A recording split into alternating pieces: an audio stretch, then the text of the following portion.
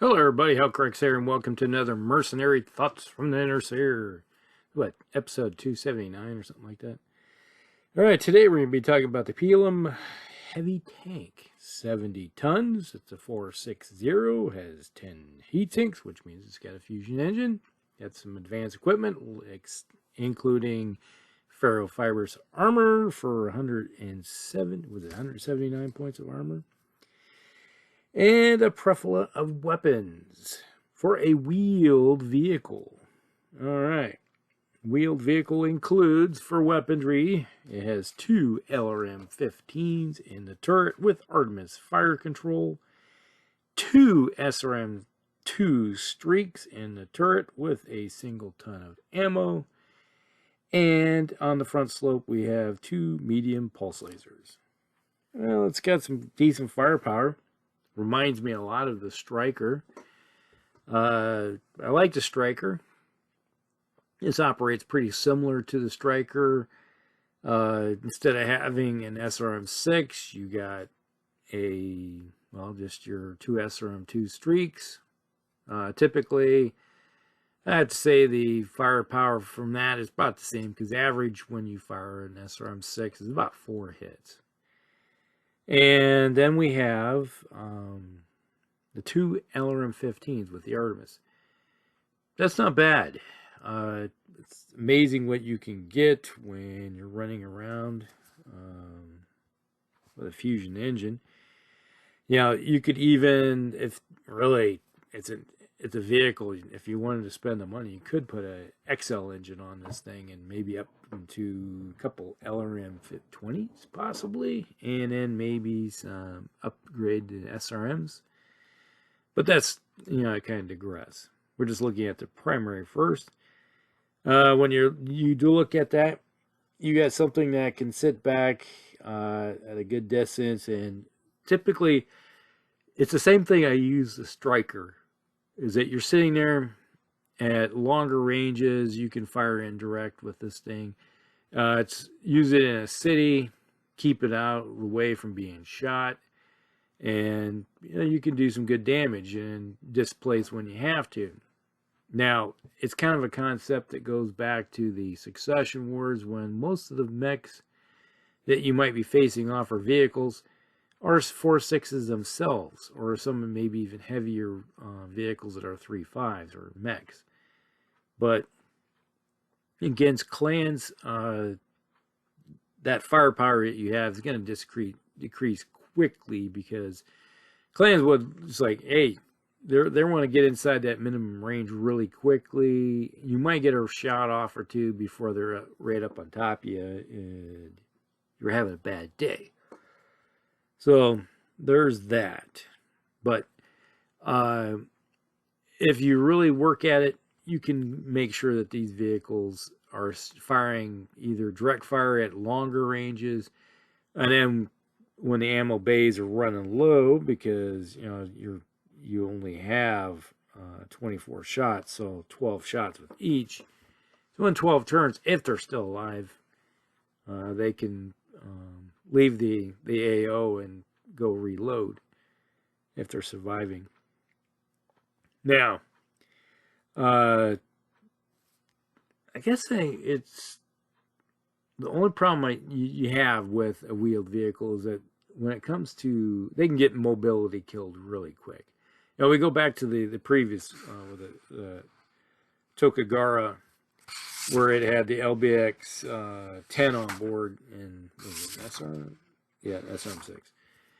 That is a crit hunting vehicle, and especially if you're going against wheeled vehicles where you get bonuses for getting mobility shots.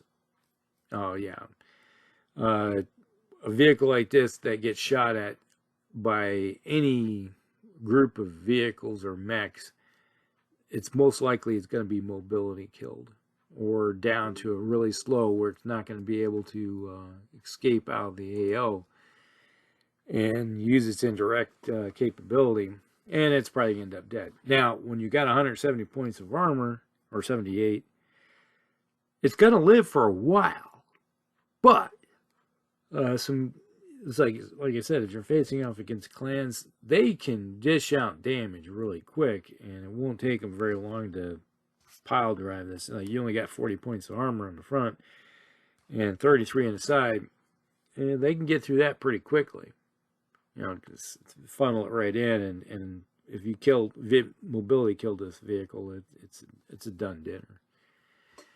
Now, there are a few other variants of this vehicle, which are very handy. Now, there's the Aero 4 version.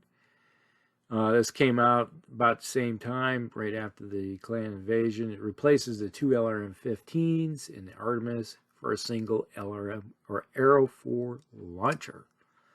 And it has 2 bays of ammunition for it, so it's basically a direct swap out there with your ammunition. You know, you had your 3 bays of ammo, now it has 2.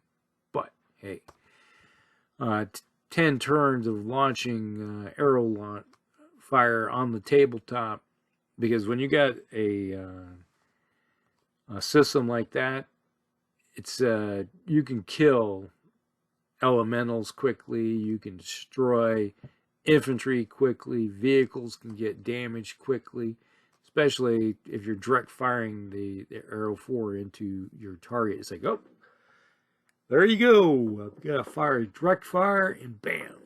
It's like, I've seen infantry just die by droves. It's like when you drop an arty round right on top of them, yeah, it's like they're gone. Because that is not just spread out amongst everybody. It is like everybody takes that damage. And, well, an infantry platoon goes from, say, 28 guys down to nothing. Elementals are like, well, you're toast. You know, it's like people are going to die quickly. So I can really see running, let's say, 3 of the standard version, the Mark 1s, and then take an RD version, Aero 4 version as your 4th wood. It turned this whole lance into fire support. And that will work really good. Now, we got another version here, which is kind of interesting. You have the extended range LRMs. It replaces the launchers of the 2 LRM-15s, and it carries around a C3 Slave. All right, so if you got a master version running, it's like, hey, I need 5 tons. All you got to do is drop one of your LRM-15s, replace it with a master computer. That frees up a couple more tons.